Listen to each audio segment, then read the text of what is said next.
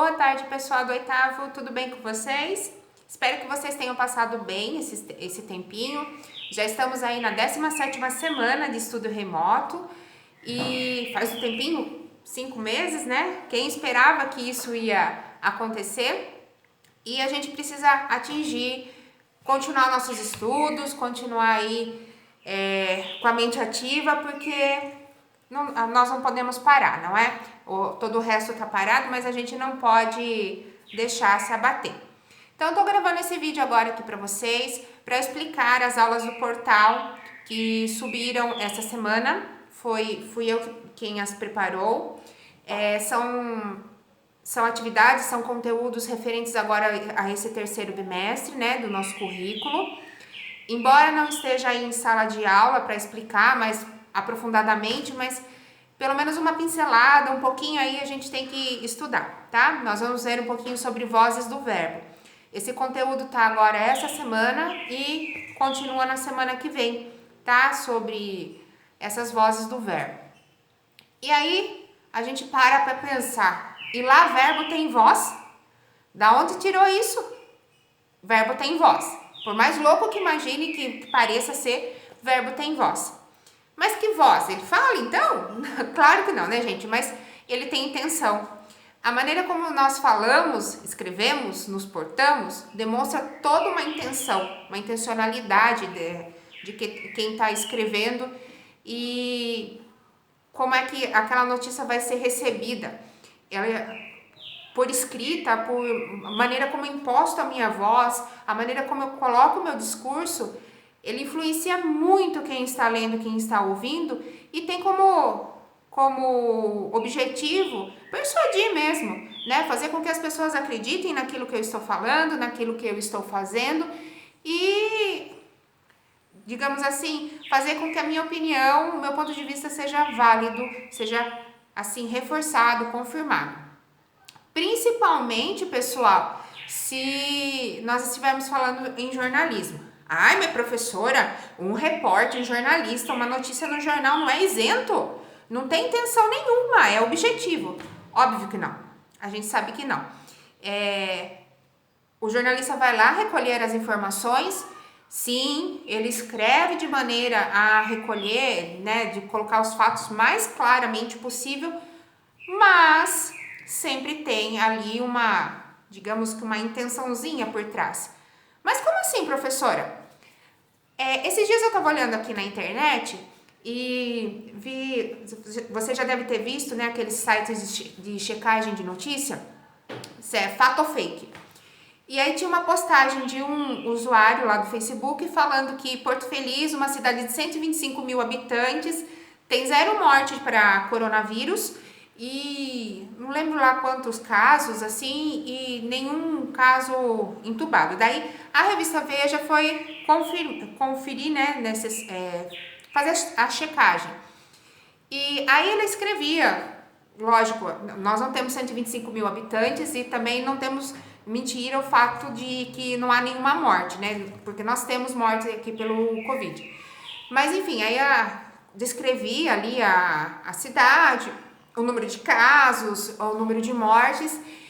E aí, o que eu achei interessante, né?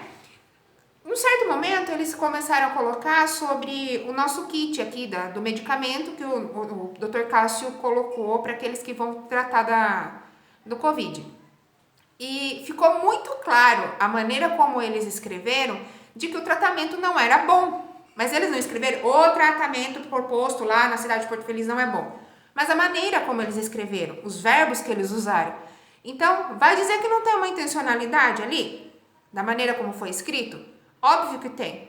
Então, é isso que a gente vai estudar. As vozes do verbo. Se fosse alguma outra revista, algum outro meio de comunicação que fosse a favor do kit, né, que achasse que o uso da cloroquina fosse bom, com certeza a maneira como ele teria escrito iria priorizar as ações do kit em quem recebeu e não no que deu errado, certo? Então essa é a intencionalidade, essas são as vozes do verbo. Mais especificamente, que nós vamos estudar aqui, são as vozes, né? Ativa, passiva e reflexiva. Vamos lá. Vocês devem ter acompanhado aí pela mídia o caso da menina de 10 anos que foi estuprada pelo tio.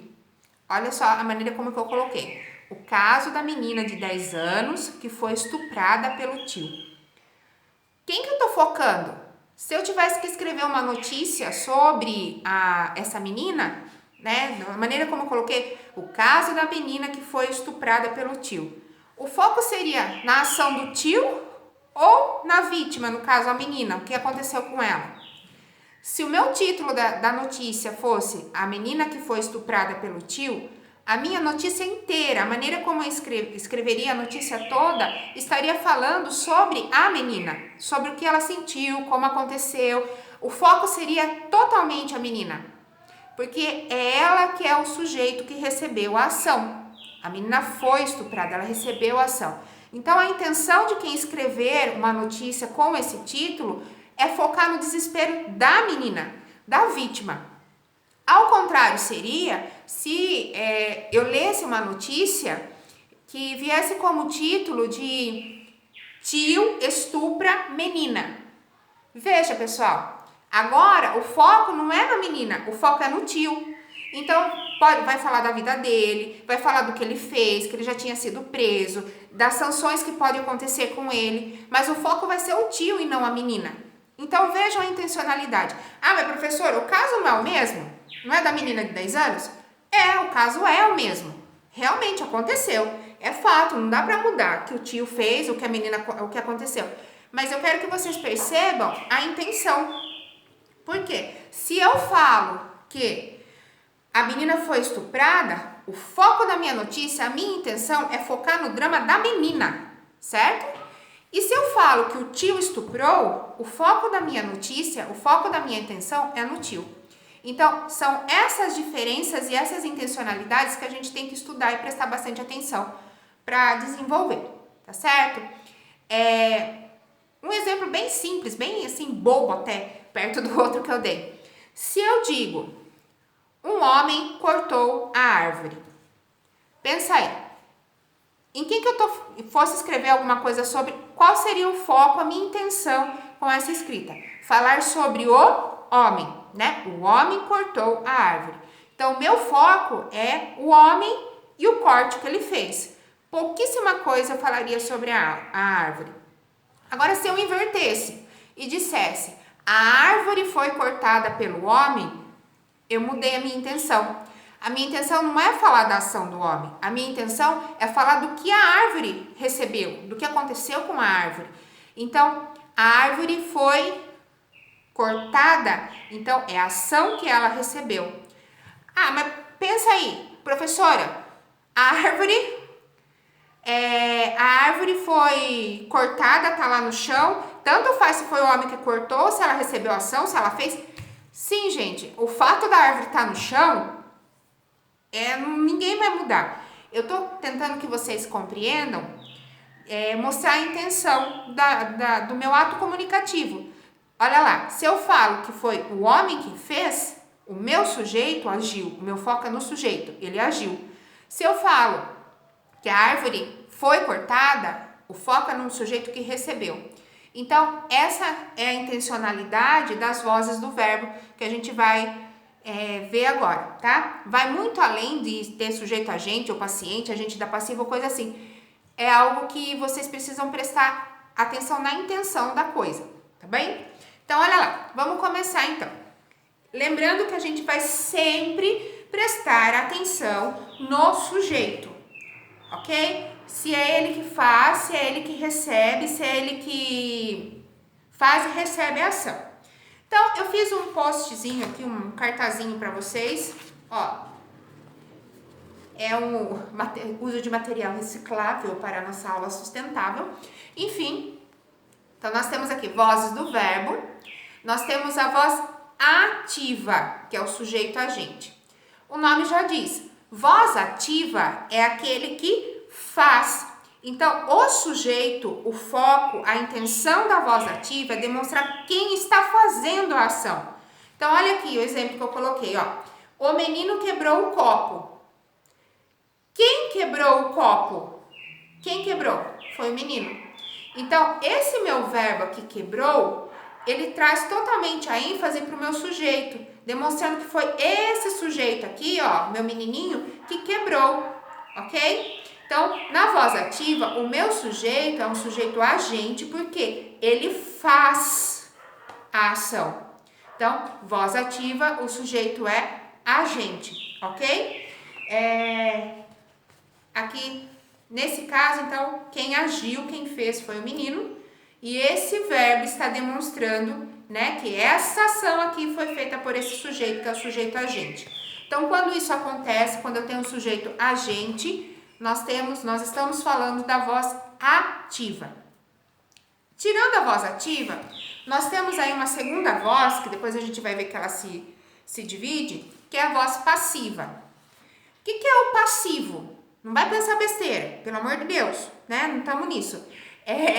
Uma pessoa passiva é aquela que apenas recebe, né? Aquela que está lá paradinha e recebe o que vem. É alguém paciente, que age passivamente. Então, nós temos aqui, ó, a voz passiva. Aquela mesma frase, olha como fica. O copo foi quebrado pelo menino. Vejam que agora, pessoal, o meu sujeito, né, que quem foi quebrado? Lembrando disso, quem foi quebrado? É o copo. Esse copo aqui, ele não fez ação, ele recebeu essa ação verbal. Então, ele foi quebrado, ele recebeu a ação verbal. Então, esse sujeito é sujeito paciente, porque ele estava aqui parado apenas recebendo o que foi feito, tá? A estrutura da voz passiva, lembrando que a voz passiva é aquele que o sujeito recebe, então a estrutura da voz passiva é um sujeito paciente, ó, sujeito paciente, né, que ele recebe a ação, e aí eu tenho dois verbos, sempre eu vou ter dois verbos. Um verbo auxiliar conjugado, então foi, geralmente é o verbo ser ou estar. Então, eu tenho um primeiro verbo conjugado e o segundo verbo, ele vai estar no particípio. Lembram-se, o particípio é uma forma nominal do verbo que demonstra uma ação que já aconteceu. Geralmente, ela é terminada por ado, edo, ido. Então, falado, cantado, ou nas variações escrito, imprimido ou impresso, que tem essa variação dependendo de onde eu uso, aberto, comprado, enfim, são verbos que demonstram uma ação que já terminou. Então, no caso da voz passiva, ó, eu vou ter então o sujeito paciente, que é o que recebe a ação, vou ter um verbo conjugado, primeiro verbo, um verbo no infinitivo, que é ó, com a terminação em ado, então quebrado, vem do verbo quebrar, quebrado, terminação em ado, e eu vou ter um agente da passiva, que é aquele que age dentro da voz ativa. Ah, então eu vou ter dois sujeitos, professora? Eu tenho aqui, no caso, o menino e o copo? Não! Na voz passiva, eu tenho um sujeito, assim como na voz ativa, eu tenho um sujeito, e eu vou analisar esse sujeito. Se é a voz passiva, ele está recebendo a ação de alguém. E quem é que fez essa ação dentro da voz passiva, com essa estrutura de verbo? No caso, o menino, pelo menino, né? Então, na voz passiva, eu vou ter um sujeito, que é o sujeito paciente, e eu vou ter quem age aqui dentro, ok? Então, presta atenção. A voz passiva, ela é composta, então, por um sujeito que recebe a ação, por essa locução verbal, né, que são dois verbinhos aqui, sempre um no infinitivo, que é terminado em ado, edo, ido, ou ito, se for assim, dependendo do que o verbo, e um agente da passiva, ó, agente, aquele que age dentro da voz passiva. Então, é apenas um sujeito, ok? Presta atenção, voltando lá na intencionalidade. A voz passiva é aquela em que o sujeito recebe. Aí ela está recebendo. Então, ele está lá paradinho, quietinho, está recebendo a ação. Então, ela é voz passiva. Eu tenho que ter sempre dois verbos. Um conjugado e um no particípio, que é aquele que eu falei. Falado, cantado, escrito, visto, que varia um pouquinho, que demonstra uma ação que já passou. E aí, posso ou não ter, é uma opção, um agente da passiva, ok? E a nossa terceira voz, que é a voz reflexiva, é a junção da ativa com a passiva. É como assim? Então, o mesmo sujeito, ele age e recebe. Ele é agente e paciente. Como, professora? Então, reflexiva, o sujeito é ao mesmo tempo agente e paciente, faz e recebe. E sempre vai ter um pronome reflexivo aqui no meio, que demonstra que a ação está voltando. Então, eu me penteei. Ao mesmo tempo eu faço essa ação e ao mesmo tempo eu recebo. Estou me penteando. Supondo que tivesse um pente aqui, né? Estou me penteando, estou me arrumando. Quem que está fazendo a ação, esses movimentos? Sou eu. E quem está recebendo a ação? Sou eu também. Então, nesse caso, é uma voz reflexiva. Eu mesma faço, eu mesma recebo. Ok? Eu me bati. Eu estou fazendo a ação de bater e eu estou recebendo a ação de bater. Então, é a voz reflexiva, tá? Faz e recebe. Então, as três vozes: ativa, passiva e reflexiva. Eu vou prestar atenção no sujeito. Olha lá, se esse sujeito está fazendo a ação, a voz é ativa, o sujeito é agente, ele age, ele faz, ok? Se a voz é passiva, o meu sujeito é paciente, ele está paradinho, quietinho, recebendo a ação. Sujeito passivo, paciente, voz passiva, ele está apenas recebendo. E se ao mesmo tempo ele faz e recebe, esse sujeito fez e recebeu de volta, ele é reflexivo, vai e volta, é um reflexo, ok? Eu vou gravar um outro vídeo depois com as transformações, porque eu posso passar da voz ativa para passiva, da passiva para ativa, e nós temos a passiva sintética. Então, depois no próximo vídeo eu faço mais umas folhinhas aqui e gravo para vocês, tá bom? Espero que vocês tenham entendido. Qualquer coisa, qualquer dúvida, vocês podem me perguntar, tô aqui à disposição de vocês. Participem das aulas, embora a gente não esteja aqui juntinho, assim, às vezes faz uma falta, aliás, faz falta, sabe, trocar de roupa cedo e me aprontar e pensar numa aula legal, em alguma coisa diferente, até as broncas e as brincadeiras, né, que vocês fazem aí, faz muita falta. E escrevi aqui assim, porque dá vontade de escrever na lousa, eu não tenho lousa aqui em casa. Enfim, participem, gente. Vamos fazer desse período um pouquinho mais leve e valer a pena, né? Beijão, se cuidem, fiquem com Deus e até mais.